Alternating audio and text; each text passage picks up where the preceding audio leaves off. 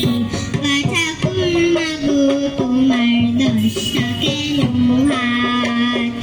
10টার মধ্যে কোনটা দিয়ে খাও মা তুমি ভাত? 10টার মধ্যে কোনটা দিয়ে খাও মা তুমি ভাত? দুর্গা ঠাকুর মাগো তোমার 10টা কেন হাত? দুর্গা ঠাকুর মাগো তোমার 10টা কেন হাত?